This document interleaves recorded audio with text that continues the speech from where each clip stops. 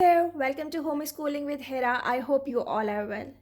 In today's video, I'm going to give you an overview about the 6 phases of phonics and from where you should start homeschooling your kid or even if you are helping them at home in this COVID situation.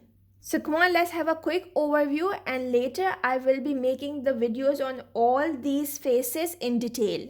If you want to follow a systematic way of teaching phonics to your kids, subscribe to my channel, follow these videos, and you will get the answers of many of your questions for sure. So come on, let's dive straight into it. Here comes the phase 1. In phase 1, we have different activities that are divided into 7 aspects. And let me tell you that this phase begins at the age of 2 and goes to the year 3. Another interesting thing about this phase that in this we do not teach the letter sound directly to kids, right? We have divided it into different activities and the main focus is to improve the listening skills of children. I have uploaded a complete video about this phase and what are the 7 aspects of phase 1. The link is in the description box. You can have a look there later. Now let's come to phase 2. Phase 2 begins at the reception age when the child is 4 years old and he is entering the school. Okay, so here he learned 19 letter sounds and blending and segmenting them. These sounds are single letter sounds. What I mean by this, like S and H are 2 letters and they are giving 1 sound. So these are 2 letters giving 1 sound. So in these 19 letters, we are not going to give any grapheme like this. They must be single letters, okay? And giving single sound. And then we also teach simple blending and segmenting like k at cat or b at bat, right? So this is blending. And recognizing the sounds in a word is segmenting. Now let's come to phase 3. In phase 3, the remaining 7 letters are taught and other 2 letters graphemes. What does it mean, 2 letters grapheme? Graphemes are the letters. It's a different name, but by 2-letter graphemes, I mean that I'm talking about digraphs and diphthongs like sh, ch, th, these sounds, and diphthong like oi, a. Got it? So in phase 3, this is the next year. 4 to 5 is phase 2 and then this is 5 onwards, okay, the KG2 age.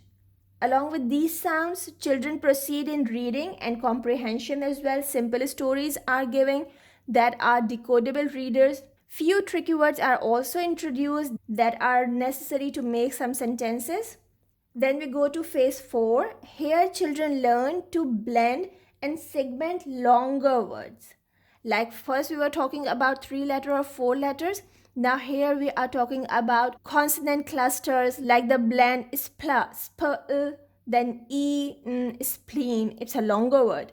In phase 4, we are going to teach children the blending and segmenting of longer words. Okay. After completing the phase 3, the child is aware of all the 44 sounds of English, right?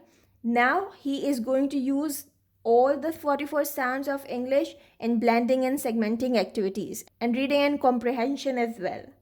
Now in phase 5, we introduce alternative spellings to children and the different ways of pronouncing the grapheme. They already know. Now what does it mean? Alternative spellings. If you don't know these, I have made so many videos on this topic. Just search in my channel. You will get lots and lots of videos for this.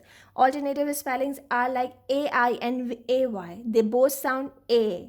But when we should use AI and when we should use AY, like in play, we use AY. But in rain, we use AI. So these are the alternative spellings of long A. So when you should use them, where to use them, this all stuff is taught in phase 5. And yes, we have different ways of pronouncing the same grapheme, like OW can be pronounced as OW and O.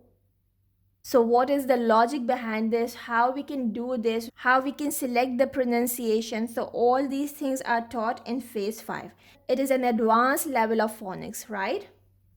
Then here comes the phase 6. In phase 6, we work on spellings, prefixes and suffixes, doubling and dropping of letters. Now, after the phase 5, the child is so much prepared for spelling rules or for some complex spelling rules.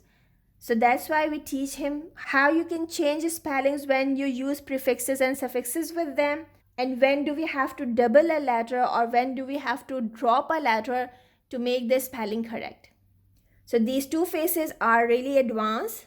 You can start teaching this from grade 1 and can go to grade 2 as well.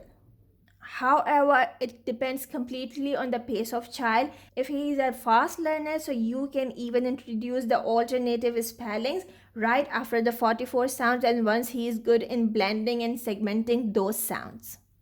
So that's all for today's video. If you want to learn the 19 letters that we introduced in phase 2 and want to continue this systematic approach, so subscribe to my channel, turn on the bell notification, and I will be uploading videos regularly to cover all these points. I shall see you soon with the next video. Take care. Bye for now.